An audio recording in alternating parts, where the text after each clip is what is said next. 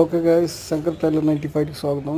Guys ఇది వచ్చేసి Palakollu housing board కావాలి. ఇక్కడ వచ్చేసి అపార్ట్మెంట్ కట్టారు గాయస్.